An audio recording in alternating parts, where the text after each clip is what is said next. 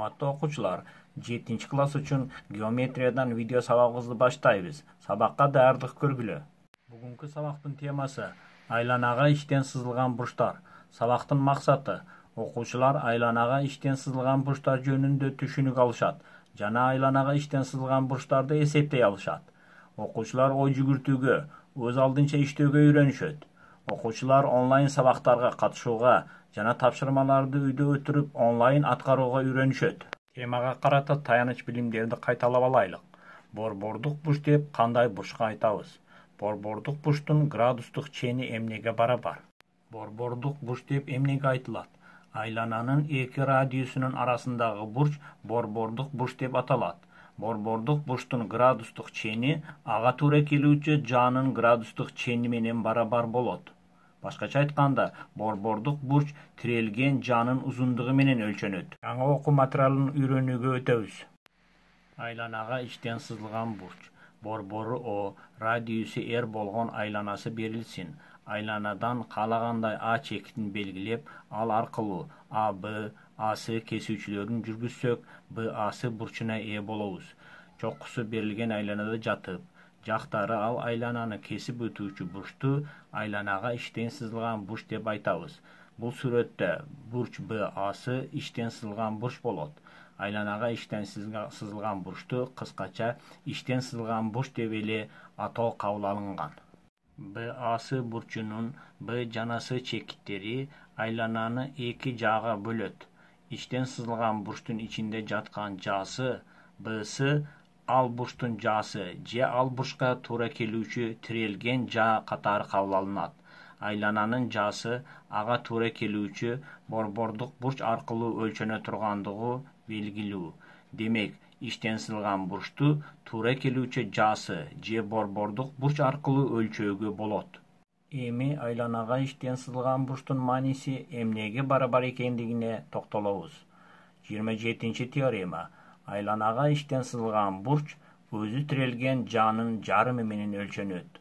Далилдөөдө борбору О, радиусу R болгон айланасына иштен сызылган бурчтарды карайбыз. 86-сүрөткө карагыла. Үч учур болушу мүмкүн. Иштен сызылган бурчтун бир жагы айлананын О борбору аркылуу өтөт. Бул учурда САды иштен сызылган бурчту карайбыз. Бул бурч Сды жаасынын жарымы аркылуу өлчөнө тургандыгын көрсөтөбүз. С менен О чекиттерин туташтырабыз. Үч бурчтук АОсы тең капталдуу болот. Мында ОА жана ОС айлананын радиусу болуп калат. Бурч ОАС барабар болот бурч ОСАга. Бурч СОды ал үч бурчтуктун тышкы бурчу. Анда бурч СОды барабар САды бурчунан 2 эсе чоң. Бул 15-теореманын биринчи натыйжасы. Бурч СОды барабар Сды жаага. Же бурч САды барабар Сды жаанын жарымына болот. Бул учур үчүн теорема далилденди. Эми айлананын борбору иштен сызылган бурчтун ичинде жаткан жана иштен сызылган бурчтун сыртында жаткан учурларды карайбыз. Экинчи учур. Айлананын борбору иштен сызылган бурчтун ичинде жатат. САЕ иштен сызылган бурчту карайлы. О борбору аркылуу Ады диаметрин сызабыз. О чекити бурч САЕнин ичинде жаткандыктан ОА шооласы бул бурчтун ичинде жатат. Анда бурч САды жана бурч ДАЕнин суммасы САЕ бурчуна барабар болот. Ошону менен катар Сды жа кошулган ДЕ жа барабар СЕ болот. Бул биринчи учурда каралды. Биринчи учурдун негизинде бурч САды барабар Сды жаанын жарымына, бурч ДАЕ барабар ДЕ жаанын жарымына. Биринчи жана экинчи барабардыктарды кошсок, САЕнин бурчтун мааниси барабар болот 0,5 көбөйтүлгөн СЕ. Демек, бул учурда теорема туура болду. О борбору иштен сызылган бурчтун сыртында жаткан учурда БАсы иштен сызылган бурчун карайбыз. Далилдениши экинчи учурга окшош. Аны өз алдынча далилдегенге аракет кылгыла. Мында бурч БАсы барабар БС жаанын жарымы болот. Демек, теорема толук далилденди. Теоремадан төмөнкү натыйжалар келип чыгат. Бул теореманы иштен сызылган бурч анын жасына туура келүүчү борбордук бурчтун жарымына барабар деп айтууга болот. Биринчи натыйжа: айлананын диаметрине тирелген бурч тик бурч болот. Ал жарым айланага туура келүүчү жаанын жарымы менен өлчөнөт. 27 теорема: ал жаанын чоңдугу 90 градуска барабар. Демек диаметрга тирелген бурч 90 градус болот. Экинчи натыйжа: бир эле жаага тирелген ал эми чокулары жаанын учтары аркылуу өтүүчү туз сызыктын бир жагында жатуучу иштен сызылган бурчтар барабар болушат. 87 сүрөттө берилген биринчи, экинчи, үчүнчү бурчтардын ар бири бсы жасынын жарымы менен өлчөнөт.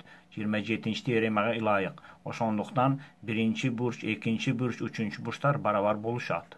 Сабакты бышыктоо үчүн төмөнкү маселелерди карайбыз. Биринчи маселе: борбору О болгон айланага АБ жана СД перпендикулярлуу диаметрлери жүргүзүлгөн. БОды борбордук бурчун жана БАды иштен сызылган бурчун эсептегиле. БОды бурч борбордук бурч болгондуктан ал БД жасынын градустук ченине, башкача айтканда 90 градуска барабар. БАды иштен сызылган бурч, ал БД жасынын градустук ченинин жарымына барабар. Демек бул бурч 45 градуска барабар. Экинчи маселе: жарым айланага туура келүүчү борбордук бурчту, иштен сызылган бурчту эсептегиле. Сүрөттө белгилеп көрсөткүлө. Сүрөттөгү АОБ бурчу борбордук бурч. Ал АБ жасынын градустук ченине, башкача айтканда 180 градуска барабар. АСБ бурч иштен сызылган бурч. Ал АБ жасынын жарымына, башкача айтканда 90 градуска барабар. Төмөнкү сүрөттө көрсөтүлгөн маселелерди өз алдынча иштөөгө аракет кылгыла. Маселелерде изделген X бурчунун маанисин тапкыла. Тапшырманы жазып алгыла. 27 теорема жана анын натыйжаларын окуп үйрөнүү жана төмөнкү 4 маселени иштөө. Ал сүрөттө көрүнүп турат. Муну менен бүгүнкү сабагыбызды аяктайбыз. Экрандагы эскертүүлөрдү окуп, ага жараша иш кылгыла.